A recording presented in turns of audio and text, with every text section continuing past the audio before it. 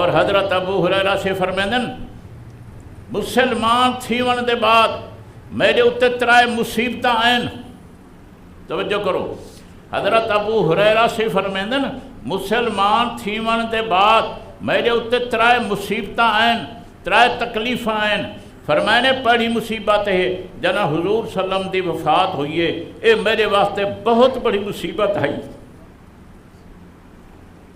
دوجھے number تے فرمائنے جیلے حضرت عثمان غنی دی شہادت تھی ہے میرے واسطے بہت بڑی مصیبت آئی. اور بیا جر ویلے میرا توشہ دان لٹیج گیا ہا، گم تھی گیا ہا، میرے واسطے بڑی مصیبت آئی. چونکہ جلے حضرت عثمان رضی اللہ تعالیٰ عنہ کو بلوائے نے شہید کیتا، انہیں لوگ اندے گھرے دا مجھا لٹ کی دیا. حضرت ابو ہریرہ دا گھر بھی اندے وچ آ گیا، انہیں باقی چیزاں میں لٹیا تے حضرت ابو ہریرہ دا توشدان بھی لٹیج گیا، لٹ گیا. فرمیند نے میرے واسطے بہت بڑی مصیبت ہے. آخری گال حضرت ابو ہریرہ سیندی سنے دے پیاں.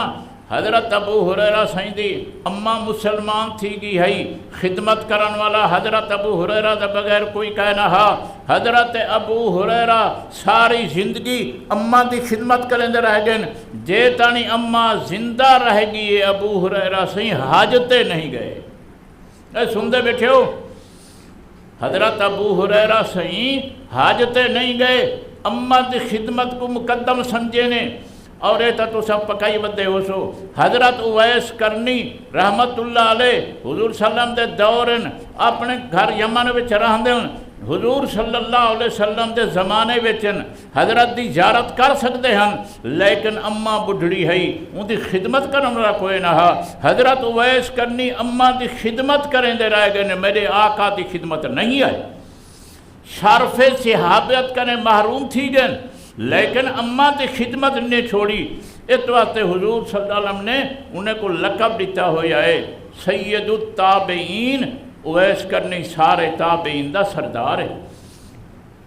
صحابہ تابعین اماں دی خدمت کو اتنا ترجیح دیں دن، باقی تو میں جتنا خدمت کریں دے ہیں او تو اساں اپنی دل میں سوچ سکتے ہیں جو کتنا خدمت پہ کریں دے ہیں.